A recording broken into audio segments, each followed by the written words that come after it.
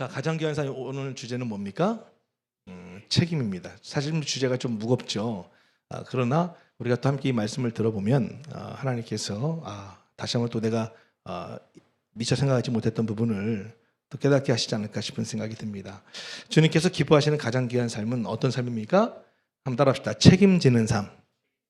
네, 책임지는 삶이에요. 책임지는 삶.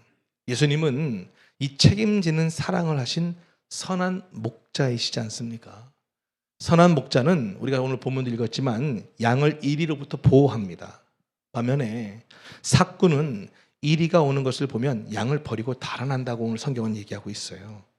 선한 목자는 양을 지키기 위해서 목숨을 버리지만 삭구는 양을 돌보지 않는 거죠. 선한 목자이신 예수님을 통해 책임지는 사랑을 오늘 우리가 모두가 도전받고 또 마음에 새기고 또 삶에서 실천할 수 있기를 주님의 이름으로 축복합니다. 할렐루야. 자, 사랑에도요, 여러분, 기본이 있더라고요. 기본. 무엇이든지 다시 말씀드리지만 기본에 충실한 것이 너무너무 중요합니다. 자, 먼저 목자가 기본적으로 해야 할 일은 무엇일까요? 오늘 본문에도 우리가 함께 읽었지만 목자가 해야 될 가장 기본적인 중요한 일은 양에게 좋은 꼴을 먹이는 겁니다. 좋은 꼴. 그 제일 먼저 책임져야 할 사랑은 뭐냐? 잘 먹이는 사랑인 거예요. 그 사랑은 한마디로 먹임이라는 거, 먹임으로 시작이 되는 겁니다. 사랑한다는 건 뭐예요? 살린다는 거예요. 어떻게 살려요? 먹여서 살리는 거예요. 엄마가 아이를 낳잖아요. 제일 먼저 하는 게 뭐예요? 먹이는 거예요. 먹이는 거. 잊지 마십시오. 사랑은 뭐라? 먹임이라는 거예요. 먹임. 책임진다는 것은 어떤 먹는 문제를 책임져 준다는 그 의미가 있다는 거예요. 예수님은 선한 목자시죠. 선한 목자는 양의 꼴을 책임지는 거예요. 그래서 요한복음 10장 9절에 이런 말씀이 나옵니다. 같이 한번 읽어볼까요? 요한복음 10장 9절 말씀입니다. 내가 문이니 누구든지 나로 말미암아 들어가면 구원을 받고 또는 들어가며 나오며 뭘 먹는다고요? 꼴을 얻으리라 이렇게 말씀하고 있어요. 그러니까 예수님께 나오면 꼴을 얻게 되는 거예요. 여러분, 꼴이 뭐예요? 푸른 초장입니다. 양이 먹어야 할 음식이 다 준비된 곳이에요. 선한 목자가 할 일은 양을 이 푸른 초장으로 인도하는 것입니다. 목양의 기본은 그래서 먹이는 겁니다. 잘 먹이는 목자가 훌륭한 목자인 것입니다. 그래서 예수님도 베드로에게 내 양을 먹이라 이렇게 말씀하셨죠. 여러분, 교회는 일하러 나오기 전에 말씀 곧 영의 양식을 먹으러 나오는 곳이 어디다? 교회다라는 것을 우리 성도님들은 꼭 잊지 않으셔야 됩니다. 또 교회는 떡집으로도 얘기할 수 있습니다. 생명의 떡을 나눠주는 곳이 바로 교회인 것입니다. 생명의 떡을 먹으면 정말 이 지친 영혼이 힘을 얻고 또 죽어가는 영혼도 소생되는 줄 믿으시기 바랍니다. 그래서 예수님 이렇게 말씀하셨잖아요. 요한복음 6장 35절 말씀인데요. 같이 한번 또 읽어볼까요? 시작. 예수께서 이르시되 나는 생명의 떡이니 내게 오는 자는 결코 줄이지 아니할 터이요 나를 믿는 자는 영원히 목마르지 아니하리라. 아멘. 양의 건강은 이 잘 먹는 것과 관계가 있어요. 좋은 음식이 가장 좋은 보약이 되는 거거든요. 그러나 잘못 먹으면 병이 되는 거예요. 그러니까 몸에 병이 들었다고 한다면 먼저 음식부터 바꾸기를 우리가 시작하지 않습니까? 좋지 않은 음식을 끊고 몸에 좋은 음식으로 정말 잘 먹어야 어떻게 해요? 건강이 몸이 회복되는 거잖아요. 여러분, 영혼도 마찬가지예요. 잘못 먹은 음식 때문에 영혼이 병이 드는 겁니다.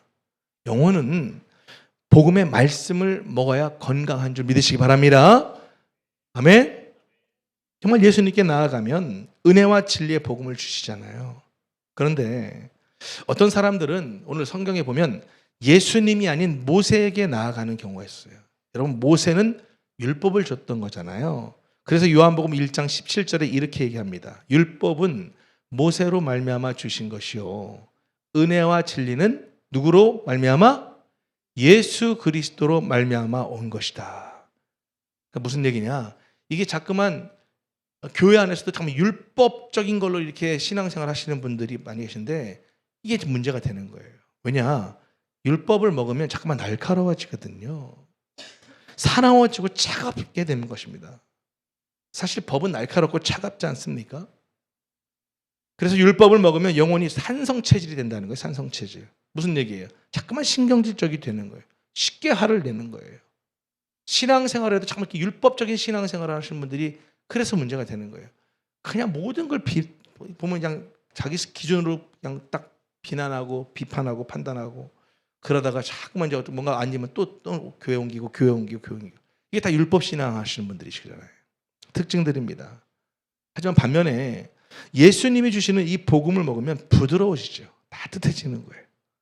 그러니까 복음을 먹으면 영혼이 알칼리성 체질이 된다는 거예요. 그렇기 때문에 늘 평안하고 화평하고 또 기쁘고 감사가 넘치는 그런 삶을 살아갈 수가 있게 된다는 것입니다. 그뿐만이 아니죠. 이 정말 알칼리성, 이 복음, 예수님의 말씀을 먹게 되면 다른 사람들의 허물도 덮어주게 되고 또 실수를 보고도 또 용납하게 되고 이렇게 되는 것입니다. 그래서 우리가 예수님의 말씀을 먹고 사는 것이 너무너무 중요하신 거예요. 또 예수님이 이렇게 뭐라고 말씀하셨어요? 나는 생명나무라고 하잖아요. 예수님께 나와서 그 생명나무의 과실을 먹을 때 당연히 어떻게 돼요? 생명을 얻게 되죠. 하지만 사탄은 어떻습니까? 자꾸만 우리에게 유혹하는 거예요. 야, 저거 선악과 따먹어. 너 저거 먹으면 네가 하나님처럼 된다니까? 야, 너 그렇게 고생해가지고 왜 그렇게 살려고 그래? 네 좀 편하게 살아야지. 자꾸만 유혹하는 거예요. 근데 이게요, 이 선악과는요 정말 보암직도 하고 먹음직도 하거든요. 하지만 예수님이 말씀하신 이 생명나무의 과실은 그냥 담백해요. 그러니까 보암직하고 먹음직한 선악과를 우리는 어떻게 돼요? 따먹지 말아야 되는 거거든요. 조금 담백하고 좀 막 달콤하지 않더라도 이 담백한 이 생명나무의 과실을 우리는 먹어야 한다는 거예요. 생명의 떡이신 그 예수님의 말씀을 우리가 먹어야 영적으로 건강하게 살아갈 수가 있다라는 것입니다. 하지만 세상 사람들은 어떻습니까? 그렇지 않습니다. 세상에서 주는 것들을 먹으면 자꾸만 더욱더 좀 약해지기도 하고 또 악해지기도 하고 자꾸 거칠어지는 거예요. 여러분 소가 광우병 걸리는 이유가 뭔지 아세요? 좀 봤더니 소가 광우병 걸리는 이유는 간단하더군요. 먹지 말아야 할 음식을 먹었기 때문에 광우병이 생기는 거더라는 거예요. 소는 뭘 먹어야 되죠? 기본적으로 풀을 먹어야 되잖아요. 그런데 쉽게 말해서 소가 뭘 먹은 거예요? 풀이 아닌 고기 먹은 거예요. 잘못 먹은 거죠. 여러분 세상 사람들을 보십시오. 거칠어요. 세상이 주는 음식이 항상 화려하죠. 달콤하고 보암직스럽고 먹음직스럽죠. 그런데 이 세상이 주는 쾌락이라는 음식이 독버섯처럼 위험하다는 사실을 우리는 늘 잊지 않아야 하는 것입니다. 그래서 이 세상에서 정말 그렇게 병들고 지친 사람들이 이 교회에 나와서 생명의 양식을 먹음으로 말미암아 치유가 일어나고 회복이 되고 다시 또 평안한 삶을 살아야 되는 것입니다. 할렐루야. 우리가 교회에 나와야 되는 이유를 정말 중요한 이유를 잊지 마십시오. 첫 번째는 뭐예요? 먹으러 나오는 거예요. 먹으러. 이걸 잊으면 안 됩니다. 교회에 나와서는 어떻게 돼요? 먹어야 되는 것입니다. 생명의 양식을 먹어야 되는 거예요. 예수님께 날마다 나와서 이 생명의 양식을 우리는 받아 먹어야 되는 것입니다. 예수님이 주시는 이 생명의 양식을 받은 사람들은요, 사실 이 사람들이 가장 부유한 사람들인 거예요. 가장 부자인 것입니다. 왜 그렇습니까? 이 생명의 양식 때문에 영원토록 살게 되기 때문에 그렇습니다. 영생을 얻기 때문에 그런 것입니다. 영생을 얻은 사람들이 가장 행복하고 안전한 삶을 사는 사람들인 것을 우리 성도님들이 꼭 잊지 않았으면 좋겠어요. 할렐루야. 자, 여러분들 먹는 것만큼 중요한 게 또 하나 있죠. 뭐예요? 마시는 거예요. 마시는 거. 인간의 몸은 70% 이상의 물로 되어 있다는 걸 우리가 다 알고 있습니다. 인간의 몸이 살과 뼈로 구성이 되어 있잖아요. 살만 물로 되어 있는 것이 아니라 사실은 뼈도 물로 되어 있다라고 얘기는 하네요. 뼈에는 뭐가 들어있어요? 골수가 있잖아요. 골수. 근데 이 골수가 왜 중요합니까? 이 뼈의 골수에서 뭐가 만들어져요? 피가 만들어지기 때문에 그렇죠. 모든 생물은 물이 없으면 살 수가 없는 것입니다. 양은 약한 존재이기 때문에 스스로 살아갈 수가 없어요. 스스로 양식이나 생수를 만들어내지 못합니다. 양은 주어지는 양식과 인도해주는 물을 먹고 살아가는 그런 삶이에요. 그래서 양에게는 절대적으로 누가 필요한 거예요? 목자가 필요한 것입니다. 목자의 인도를 받아야만 사는 존재가 누구예요? 양인 거예요. 그래서 예수님은 나는 선한 목자고 너희는 내 양이라고 이렇게 비유를 들어주시는 것입니다. 목자는 양을 알잖아요. 양의 그런 성향이나 연약함 너무 잘 압니다. 그래서 이 양은 정말 특징이 그렇다네요. 큰 소리를 무서워한다는 거예요. 물소리도 크면 그런 데서 물을 마시지 못한다는 거예요. 그래서 목자는 양을 인도할 때 쉴만한 물가, 조용한 물가로 양을 인도한다는 거예요. 왜? 그래야 그곳에서 양이 물을 마실 수 있기 때문에 그렇다는 거예요. 사랑하는 여러분, 우리가 교회에 나오는 또 하나의 이유는 뭐예요? 예수님께 나와서 생수를 마시기 위함임을 믿으시기 바랍니다. 교회는 먹으러 나오는 곳이고 또 마시러 나오는 곳이에요. 그래서 교회가 좋은 곳이 되는 것입니다. 예수님 말씀하셨잖아요. 누구든지 목마르거든 내게로 와서 마시라고 말씀하고 계신 거예요. 예수님은 사람을 차별하시지 않습니다. 세상 사람들은 사람을 차별하지만 예수님은 차별하지 않습니다. 우리의 신앙에 있어서 정말 배워야 할 점이 바로 그 부분이지 않겠습니까? 예수님이 주시는 물은 또 은혜의 물이지 않습니까? 이 은혜의 물을 많이 마시기 위해서 입을 넓게 열라고 성경은 또 우리에게 말하고 있는 것입니다. 정말 많은 은혜를 받기 위해서는 우리가 먼저 해야 될 일이 뭐예요? 그 은혜를 사모해야 돼요. 사모해야 돼요. 물을 많이 마시면 몸 안에 찌꺼기가 밖으로 다 이렇게 배출된다고 하잖아요. 그러니까 신령한 물을 많이 마시면 우리 육신의 그런 정말 찌꺼기가 밖으로 나가게 되는 줄 믿으시기 바랍니다. 그래서 예수님이 이 부여해 주시는 이 사랑의 물을 마실 때 우리의 이 안에 있는 미움의 찌꺼기가 다 이렇게 바깥으로 빠져나가게 되는 것입니다. 교회 오실 때마다 정말 예수님이 주시는 이 치유의 생수를 늘 풍족히 마시고 또 먹고 늘 나아가는 우리 모두가 되기를 간절히 소망합니다. 할렐루야. 자, 그렇다면 정말 오늘 성경에서 말하는 이 책임진다는 거, 이게 과연 어떤 의미가 있는 것인가? 예수님은 우리를 대신해서 책임져 주실 뿐만 아니라 그 책임질 수 있는 지혜까지도 우리에게 주고 계시다는 것입니다. 여러분, 삶을 살면서 책임을 전가하는 거, 남을 탓하는 것은 그건 지혜가 아니에요. 당신 때문에 내가 이렇게 산다. 당신 때문에 내가 이렇게 된 거야. 이런 거는 정말 지혜가 아닌 거예요. 지혜 중에 지혜는 성경은 뭐라고 말합니까? 책임을 감당하는 것을 말하는 거예요. 그게 바로 지혜 중에 지혜예요. 자, 그렇다면 성경에서 말하는 책임지는 삶, 이렇게 사는 것은 과연 어떤 의미를 갖고 있는 것인가? 책임을 진다는 것은 첫 번째, 자신이 선택한 것에 책임을 지는 것을 말하고 있는 거예요. 책임진다는 것이 뭐라고요? 자신이 선택한 것에 책임을 지는 거예요. 인생은 선택입니다. 제가 여러 번 말씀드렸죠. 인생은 B로 시작해서 D로 끝난다고 했잖아요. B 뭐예요? 제가 영어 발음이 잘 안 좋아서 birth 태어나고, D 뭐예요? death 죽고. B와 D 사이에 뭐가 있어요? 제가 중고등학교 집회 가서 얘들아 B와 D 사이에 뭐가 있지 했더니 저요! 와! 그러더라고요. B와 D 사이에 뭐가 있으니까 와가 있더라고요. C 있잖아요. choice, 선택. 우리는 태어나는 그 순간부터 죽는 그날까지 모든 걸 choice, 선택하는 거예요. 선택. 그래서 인생을 선택이라고 얘기하는 거예요. 그러나 이 선택을 잘 해야 합니다. 선택은 결과를 낳기 때문에 그런 거예요. 아무도 우리를 대신해서 선택해 주지 않아요. 선택은 오롯이 나의 몫이거든요. 그래서 선택을 잘하기 위해서는 분별력이 있어야 되는 거예요. 분별력. 또한 경험이 있어야 하는 것입니다. 선택을 잘하는 사람들은요, 잘못된 선택을 통해서도 교훈을 얻어요. 이게 바로 지혜를 얻는 사람들이라는 것입니다. 살다 보면 어떻게 늘 올바른 선택만 하고 살아갈 수 있겠어요? 좀 미스테이크하는 그런 선택들을 할 때도 많이 있죠. 그러나 그럴 때 거기서 포기하는 것이 아니라 그 순간에 그래, 또 하나의 또 깨닫게 하심을 깨닫고 다시 또 경험을 쌓고 도전받는 것이죠. 사랑하는 여러분, 선택한다는 것은 선택한 것에 책임을 진다는 뜻이 있다는 것을 잊지 마셔야 됩니다. 사랑한다는 것은 사랑하는 대상을 선택하는 것이고, 사랑하는 대상을 선택했다는 것은 사랑하는 대상의 생애를 책임지는 것을 의미하고 있는 거예요. 그 사랑의 대상뿐만 아니라 사실은 우리는 하루에도 수많은 선택을 하잖아요.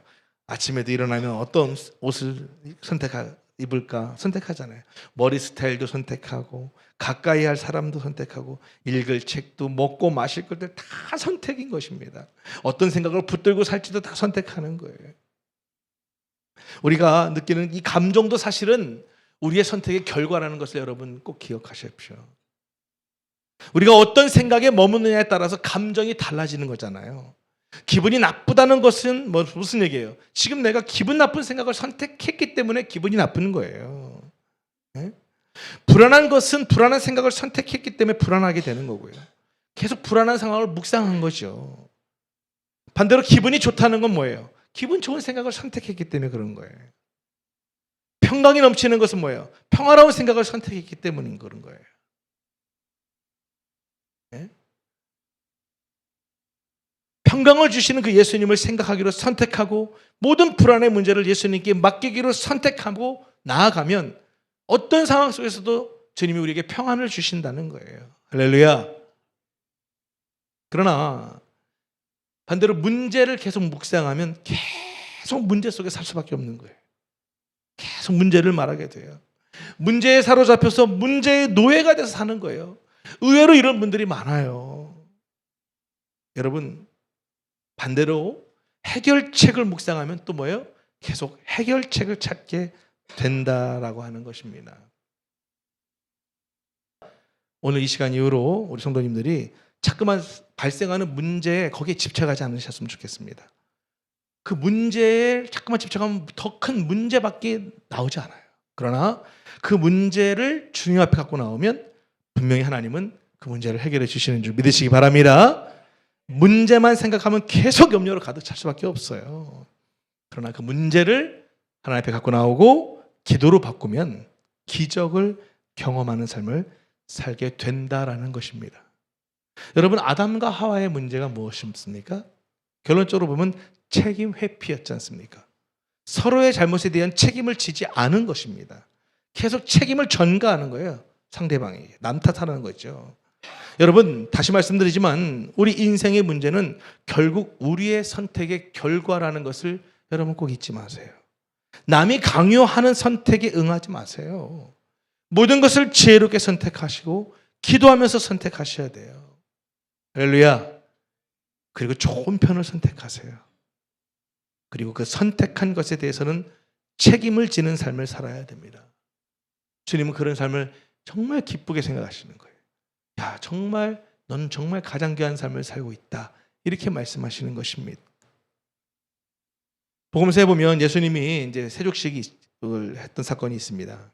예수님은 대야에 물을 담아 수건으로 제자들의 발을 닦아주셨어요.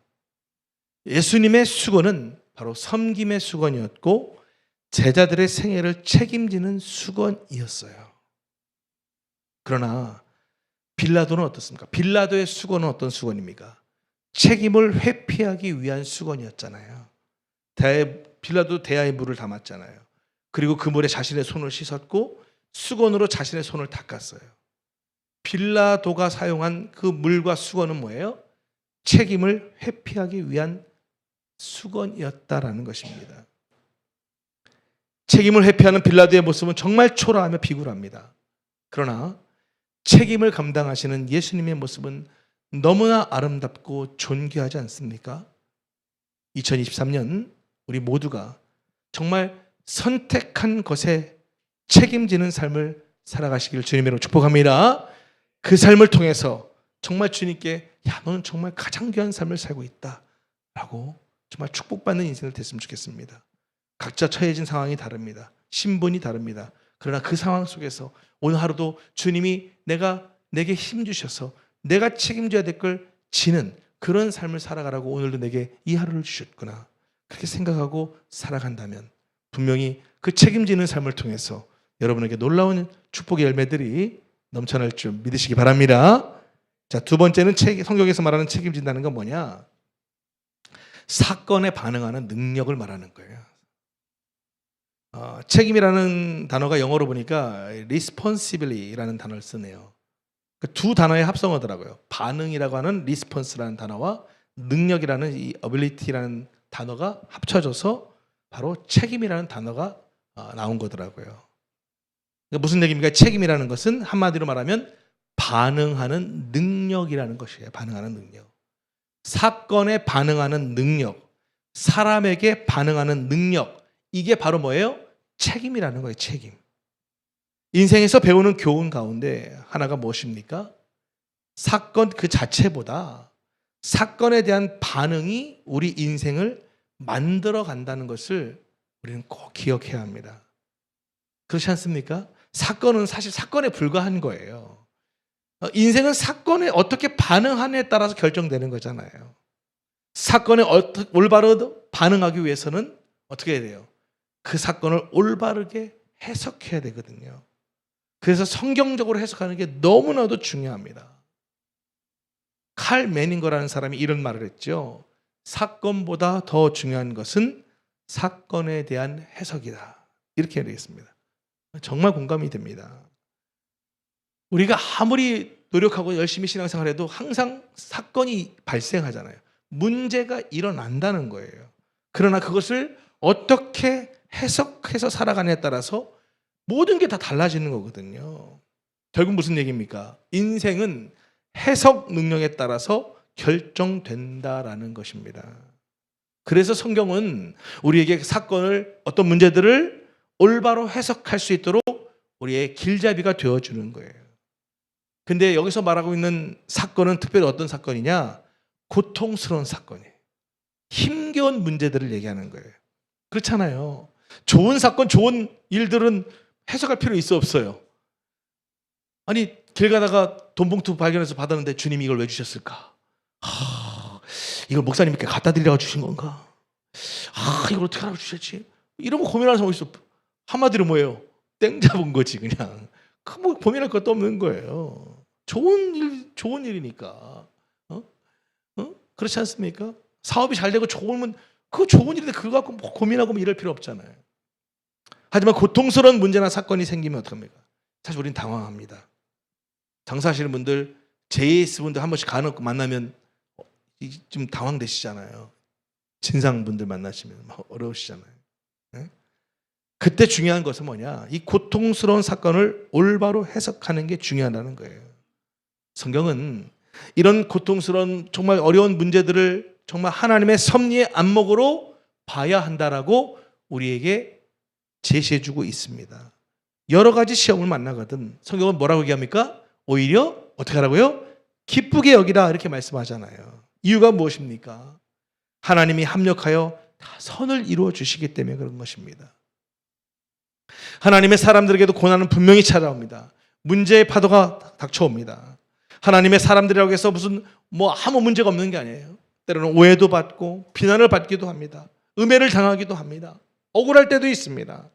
그러나 그때 그 중요한 것은 그것을 해석하는 능력입니다. 어떻게 해석하느냐에 따라서 천국과 지옥을 왔다 갔다 하는 것이거든요. 여러분, 예수님도 고난을 받으셨잖아요. 멸시받고 무시당하셨습니다. 그러나 예수님은 그 모든 고난을 어떻게 해요? 긍정적으로 해석을 하셨잖아요. 그래서 사도 바울은 하나님을 사랑하는 자에게는 모든 것이 협력하여서 뭘 이룬다고 말씀하고 있어요? 선을 이룬다 이렇게 말씀하고 있는 것입니다. 여러분 인생에 닥쳐오는 그런 모든 문제들, 사건들, 고통들 성경적으로 해석할 때 우리는 바로 정말 놀라운 그런 기적을 매 순간순간 경험하며 맛보며 그렇게 살아가게 될 줄 믿으시기 바랍니다. 성경에 아주 좋은 예가 하나 있습니다. 요셉의 예 있잖아요. 요셉. 아시다시피 요셉의 형제들이 요셉을 구덩이에 던지고 그가 입고 있던 채색 옷을 다 찢었습니다. 그리고 지나가는 상인들에게, 노예 상인들에게 요셉을 팔았지 않습니까? 결국 요셉은 형들 때문에 애굽의 노예로 끌려가게 됐습니다. 팔렸죠. 그런데 결국 사실 형들 때문에 또 뭐가 된 거예요? 애굽의 국무총리가 됐지 않습니까? 만약 형들이 아니었다면 애굽에 끌려가지도 않았을 것이고 애굽의 국무총리가 되지도 못했을 것입니다. 어디 그뿐입니까? 7년 대기근 가는데 그의 온 가족을 살릴 수도 없었을 것이고 하나님의 뜻도 이룰 수가 없었을 것입니다. 결국 요셉의 생애의 마지막에 그에게 있어 가장 가슴 아팠던 사건을 정말 아름답게 요셉은 이렇게 해석을 했습니다. 창세기 50장 20절 말씀인데요. 같이 한번 읽어볼까요? 시작. 당신들은 나를 해하려고 하였으나 하나님은 그것을 선으로 바꾸사 오늘과 같이 많은 백성의 생명을 구원하게 하시려 하셨나니. 할렐루야. 여러분 인생에 꼭 이 말씀 기억하세요. 당신은 나를 해하려 했지만 아니다. 오히려 하나님이 그것을 통해서 선으로 바꾸셨다. 나는 거기에 그냥 쓰임받은 것뿐이다. 할렐루야. 이런 자세가 얼마나 좋습니까? 요셉은 그의 생애 속에서 가장 아팠던 사건이었지만 그 아픈 사건에서 하나님의 손길을 볼 수 있었던 것입니다. 그래서 형제들에게 원수를 갚지 않았습니다. 복수하지 않았습니다. 형들의 그 악행을 악으로 반응하지 않았던 것입니다. 욕을 욕으로 대응하지 않았어요. 오히려 축복한 거 아니겠습니까? 성경은 이것을 지혜라고 이야기하는 것입니다.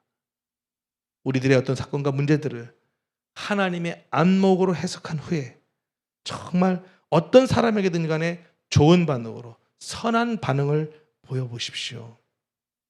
인생은 놀랍게 바뀔 수밖에 없다라는 것입니다. 할렐루야. 베드로도 예수 만나고 나서 그 경험 후에 어땠습니까? 눈이 바뀌는 거예요. 그래서 베드로가 이런 말씀합니다.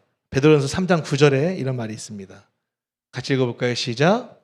악을 악으로 욕을 욕으로 갚지 말고 도리어 복을 빌라. 이를 위하여 너희가 부르심을 받았으니 이는 복을 이어받게 하려 하심이라. 자, 여러분들에게 묻겠습니다. 여러분 정말 여러분의 매일매일 삶 가운데 하나님께 복 받는 그런 인생 살기를 원하십니까? 정말 원하십니까? 그렇다면 오늘 이것을 주님이 내게 주시는 말씀으로 받으세요.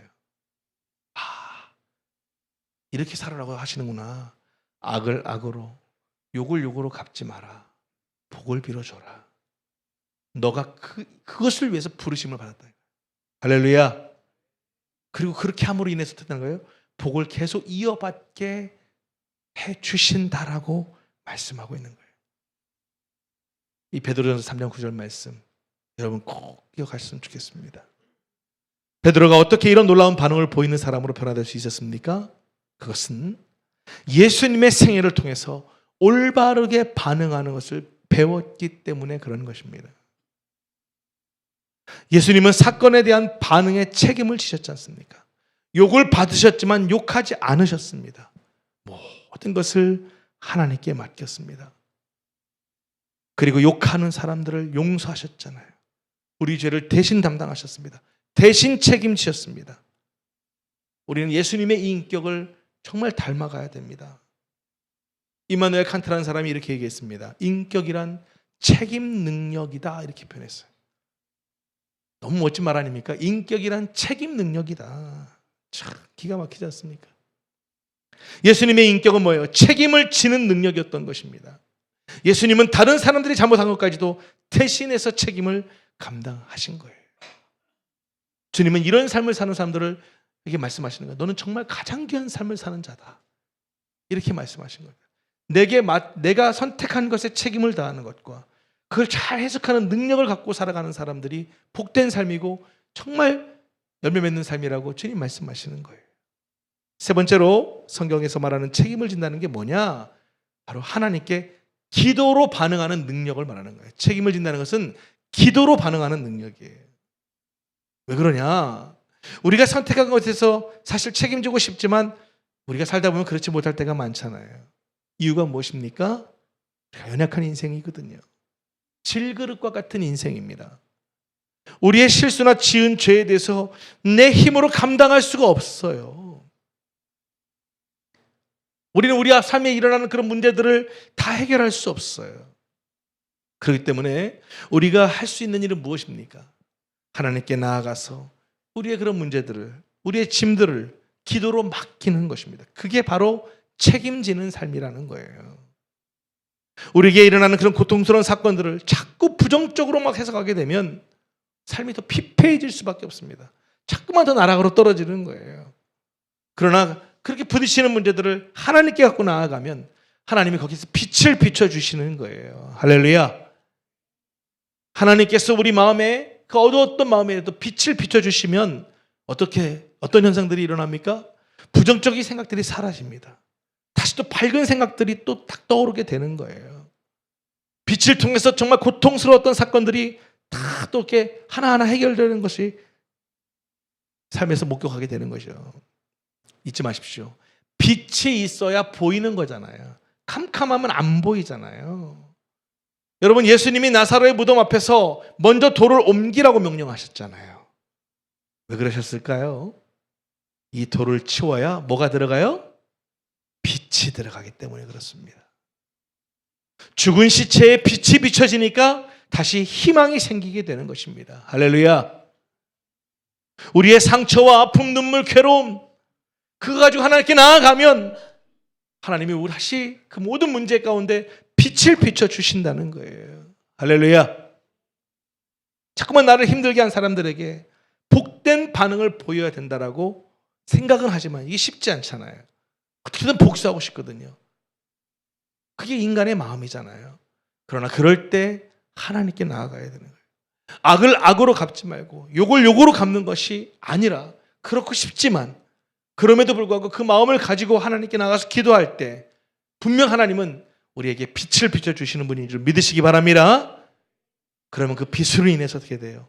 다시 또 마음이 평안이 오고 용서하게 되고 용납하게 되고 다시 또 품게 되어지는 거 아니겠습니까? 정말 감사한 것은요, 하나님은 우리에게 빛만 비춰주는 게 아니에요. 우리에게 능력까지도 부어주시는 거예요. 할렐루야.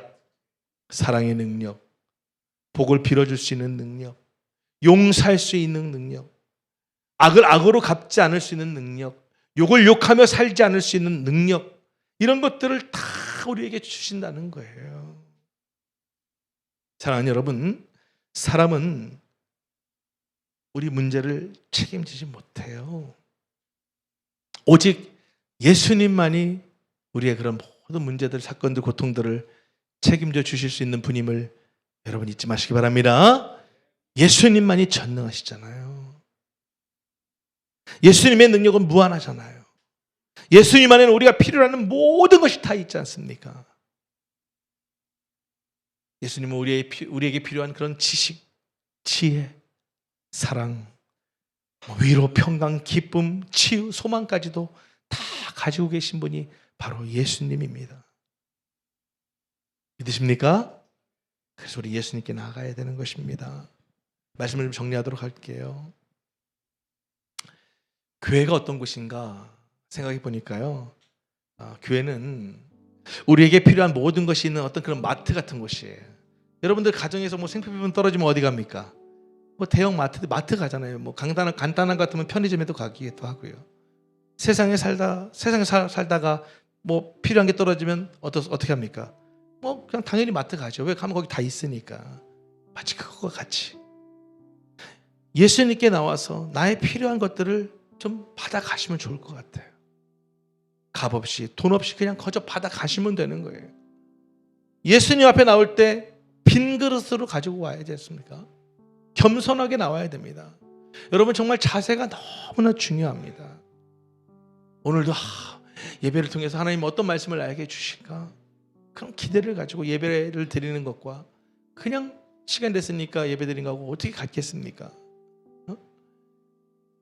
나의 지금 이 성악한 이 막막한 현실, 이 문제 앞에, 이 관계의 문제 앞에, 재정의 문제, 물질의 문제 앞에, 성격의 문제 앞에 내가 아무리 노력한다고 뭐가 이렇게 해결될 것 같아요? 오롯이 그 문제를 들고 주 앞에 나와서 그걸 아랠 때 주님이 빛을 비춰주실 뿐만 아니라 능력 또한 주셔서 언제 그러냐는 듯이 그렇게 되는 거 아니겠습니까? 다들 어렵고 힘듭니다. 예. 어디 하나 쉬운 데가 있겠습니까? 그러나 왜 그렇게 그런 환경 속에 우리를 살게 하셨을까요? 해석을 해보십시오. 우리는 저 천국에 소망이 있잖아요.